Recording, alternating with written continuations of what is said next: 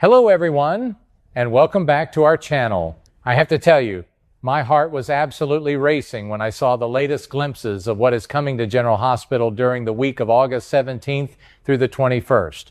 If you have been following along as closely as I have, you know that the tension has been building to an absolute boiling point. But nothing could have prepared me for the sheer shock of seeing Sonny walking right into Pentonville.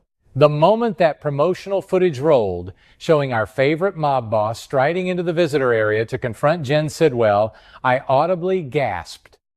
It is one thing to hear about a confrontation, but seeing Sonny willingly step into a prison to face a man he personally helped put behind bars is a whole different level of drama.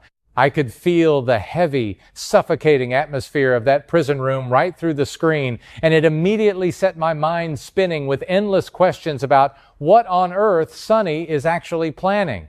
The way Sonny carried himself in that scene was just classic, vintage Sonny, and I honestly could not look away. He walked in with that unmistakable confidence, looking right at Sidwell and making it perfectly clear that he was not the least bit surprised to find him there. And oh, the comment about the prison uniform. When Sonny coolly remarked that beige simply is not Sidwell's color, I had to chuckle despite the intense gravity of the situation. It was such a sharp, biting pleasantry, the kind of subtle verbal jab that only Sonny can deliver with a straight face. But beneath that calm and collected exterior, we all know there is a massive storm brewing. Considering the absolute hatred and the bitter, explosive feud these two men shared back in Port Charles, seeing them sit across from each other feels like watching a lit match hovering right over a powder keg. It makes you wonder, what could possibly drive Sonny to seek out his worst enemy in such a vulnerable place? To truly understand the sheer magnitude of this visit, we have to take a step back and look at the monumental, life-altering decision Sonny made just a few weeks ago. I am still trying to wrap my head around it, to be completely honest with you. Sonny, the undisputed kingpin of Port Charles for decades, has actually decided to follow in Jason Morgan's footsteps and leave the mob life behind for good. For those of us who have watched this man build his empire, defend his territory, and sacrifice so much for his family over the years, this feels like the end of an era. It is a breathtakingly huge leap of faith, and I have felt so deeply moved watching him take this long, difficult journey to share his plans with the people closest to him.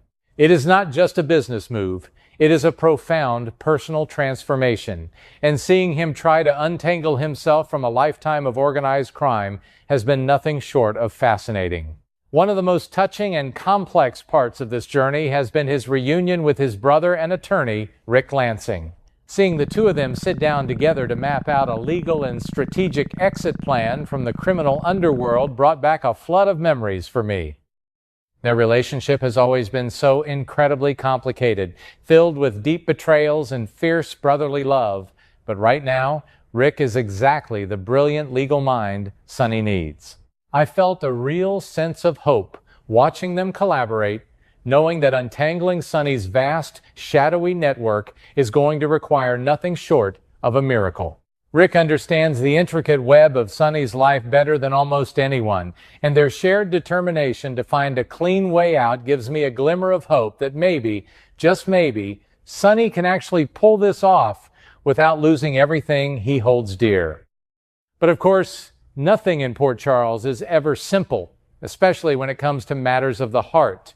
My heart just aches for Justine Turner in all of this. Sonny has been so honest with her, laying his cards on the table about his plans to go legitimate, and while it is deeply romantic that they are continuing their relationship openly, I cannot help but worry for her. Justine is a brilliant, dedicated prosecutor, and falling in love with a man who has spent his entire life operating outside the law is a terrifying risk. During that incredibly tense broadcast on Friday, August 14th, when she pointed out just how many insider connections Sonny still has, you could see the heavy burden she is carrying. She loves him, but she also knows exactly how the justice system works, and she is fully aware of the danger hovering over both of their heads. The harsh reality that I keep coming back to is that there is absolutely no statute of limitations on the kinds of crimes Sonny has committed in his past. No matter how much he wants to change, no matter how pure his intentions are right now, his history is a shadow that will follow him forever. Justine could still technically prosecute him, and the absolute last thing she wants is to sacrifice her hard-earned career and her integrity for a blossoming romance, no matter how deeply she cares for him. I feel such a profound sense of anxiety for their relationship. You can see the genuine affection between them, but it is built on a foundation of so much risk. It is a beautiful, tragic love story unfolding right before our eyes, and I am constantly praying that they find a way to survive the fallout that is undoubtedly coming. And as if all of this emotional turmoil was not enough, we are also learning that Sonny is going to cross paths with Anna Devane this week. Now, this is a meeting that has me positively buzzing with anticipation. Anna and Sonny have spent years dancing around each other, sometimes as allies, sometimes as bitter adversaries on opposite sides of the law. To hear that they might actually find some common ground and that Sonny is going to continue openly discussing his transition into the legitimate business world with a former police commissioner is just stunning. It shows a level of vulnerability and maturity in Sonny that we rarely get to see. I am so eager to witness how Anna reacts to this new, reformed version of the man she has chased for so long. Will she believe him, or will she be waiting for the other shoe to drop? This brings us right back to the burning question of why Sonny is sitting in a cold room in Pentonville with Jen Sidwell. The key to Sonny's entire plan to go straight relies heavily on acquiring a significant portion of Sidwell's assets. To legitimize his massive empire and wash his hands of the criminal underworld, Sonny needs clean, powerful holdings, and Sidwell's upcoming asset auction is the perfect opportunity. It is a brilliant strategy, really, but it is also steeped in such thick irony. Sonny is trying to escape the life of a criminal, yet he is forced to rely on the spoils of another criminal's downfall to make it happen. I find myself marveling at the cleverness of the writers, weaving this intricate web where Sonny's past and his future are colliding in the most spectacular way. However, winning that auction is not going to be a walk in the park, and this is where my anxiety really starts to spike. Sonny is not the only powerful man in Port Charles eyeing those assets. Valentine Cassadine is also throwing his hat into the ring, and we all know how ruthlessly cunning Valentine can be. When Valentine wants something, he does not play fair, and he certainly does not care who gets destroyed in the process. The thought of Sonny and Valentine going head-to-head in a high-stakes bidding war is thrilling, but it also terrifies me. Valentine has the resources, the intellect, and the sheer malice to completely derail Sonny's carefully laid plans, and I am bracing myself for some truly explosive confrontations between these two titans. To make matters even more complicated, Drew Kane is also determined to get his hands on Sidwell's former empire. Drew has been in such a dark, controlling place lately, especially with the way he has been isolating his daughter Scout and pushing away his family. He is a man with something to prove, and he is hungry for the power that Sidwell's assets would bring him. Having Sonny, Valentine, and Drew all circling this auction like sharks in the water guarantees that this is going to be one of the most fiercely contested battles we have seen in years. I just know that the fallout from this three-way war is going to send shockwaves through every single family in Port Charles, tearing alliances apart and forcing people to choose sides in a battle that no one can truly win. So, knowing all of this, we finally arrive at the core mystery of Sonny's visit to Pentonville. Is he really there just to gloat, or is he there to lay out his master plan to the very man he ruined? Given their incredibly toxic history, it is almost laughable to think that Sidwell would ever willingly lift a finger to help Sonny. After all, Sonny is the direct reason Sidwell is wearing that beige jumpsuit in the first place. I have been racking my brain trying to figure out how Sonny could possibly bridge this gap, but then it hit me, and it is a testament to how brilliant and deeply flawed Sonny Corinthos truly is. What if Sonny is not asking for a favor, but offering a trade?